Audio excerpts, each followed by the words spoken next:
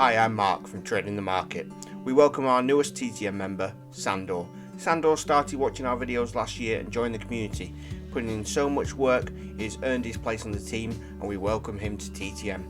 As we grow our team, we are always on the lookout for people who fit our ethos and beliefs. Welcome Sandor, and what an addition and what a difference you'll make. Now, what you all came here for. In today's video, I need to make a confession. This is something I've kept from the community and the channel. James and Roy are aware of the situation and still decided to include me in TTM, but I feel it's now time to come clean and admit this to you all. I cannot name 10 English Premier League players. Yeah, it's true, I trade football and do it successfully, but I have no clue who is on the pitch. Before you disown me, let me explain, and I will do this by showing you my last 3 months P&L on Betfair for football trading. So, as you can see, that's the money I've made. I wonder if any of the other YouTube channels that claim to be pro traders would show you the same. I suspect not. There is a reason for that. Want to know how I trade at a level I do with very little knowledge of players or managers? Then watch on and I will make it quick. This is always going to be a hard video to take in because you're always told to watch the games you're trading. But I'm going to tell you it doesn't make a difference, and before the comment section gets heated, I'll qualify what I've just said. I worked for just short of 4 years in football, starting at a low level job and working my way up to a high level position, and even running the academy. I've never coached a team or managed one as a role, except for one game where I went to the reserve match to watch, and due to an error, the coaching staff who made their own way there had turned up at our home ground rather than taking the 174-mile trip to the away team's ground where the game was being played. As it was only a reserve game and they couldn't get there in time, I was given the job of taking control of the game. We won 1-0, but should have lost like 7-0, and I got a yellow card. That's a story for a different day. Come on Mark, you meant to be keeping this short.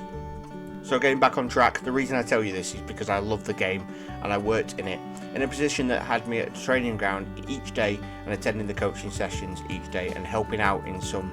But even with my limited experience in the game, I never got a coaching badge. Now when I watch the game, I love to see it unfold when you see something that clearly came off the training ground comes into full force, but I can't tell you how a game is going to be played out by watching it, and this bit is really going to annoy you. 99.9% of the people watching this video can't also. They think they can, but you can't. I get so wound up by listening to people talk about football like they have held the UEFA A licence for the last 25 years and managed 4 Premier League teams. Armchair managers. The reason people think they can is because of something called confirmation bias. What is confirmation bias? I will let Sammy explain. Confirmation bias. The tendency to process information by looking for or interpreting information that is consistent with one's existing beliefs. This biased approach to decision making is largely unintentional and often results in ignoring inconsistent information. Existing beliefs can include one's expectations in a given situation and predictions about a particular outcome. People are especially likely to process information to support their own beliefs when the issue is highly important or self-relevant. Thanks for that, Sammy. So when something happens and you were right, then you remember that situation, but if it doesn't fit your belief, then you'll discard the event and move on. How many games have you watched where a team is dominating the game, only to then concede a goal by what looks like a weaker side? In the case of the half-time correct score, you pick the game based on the data, you've decided to trade that game before the off, and watching it won't make a difference. If anything, it can have an adverse effect on the trade in some situations, leaving a trade because the game looks flat and then to only miss out on the goal you would have needed.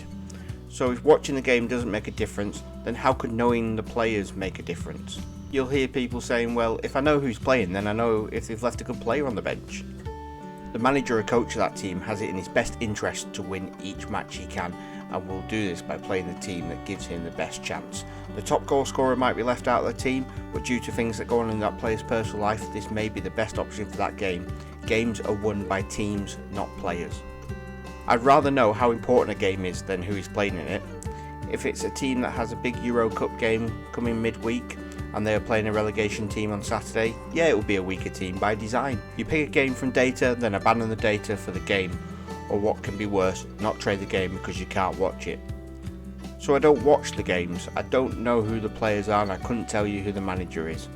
Everything I need to know is in the data around me and any situational knowledge I need, like if they've just sacked a manager, is reflected in the price, which I include in a lot of my criteria when selecting games.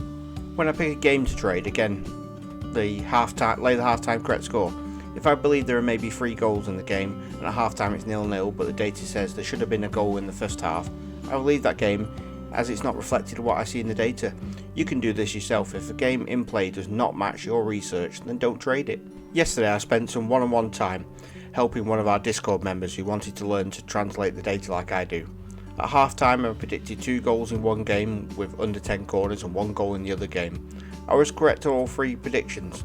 This isn't a flex, far from it. This video was made because we spend so much time researching trades only to abandon this because we are watching a game and it looks like it has another goal coming. The moral of the video is don't be afraid to trade games because you can't watch it. As always, don't trade the game if you didn't do the legwork on it. I have a video coming up that will walk you over the mindset of a pro trader and how to step up your trading with staking plans and risk versus reward. To see that video, make sure you're subscribed. We have a Discord server for our community. This is a one-stop trading shop where everything is free and joining is free. 24-hour access to support from members in the community and the ability to follow along with our trades there. Myself, Roy, James and Sandor are often on hand to help with support, and a shout out to our wonderful moderator team who put an amazing amount of time to help out, all for free.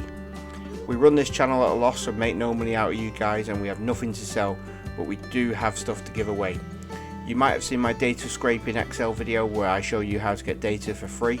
Thanks to Aaron, our moderator, who has made this sheet accessible to all, and it changes leagues in 4 clicks of a mouse. It's mind blowing how far this has come, and only available in the Discord channel. So join the Discord and do it under whatever name you like. You're welcomed into our community using the Discord link in the description. Thanks to all of you who have watched and subscribed. We only succeed if you do, because after all, we're all trading the market. I've been Mark. Until next time, happy trading.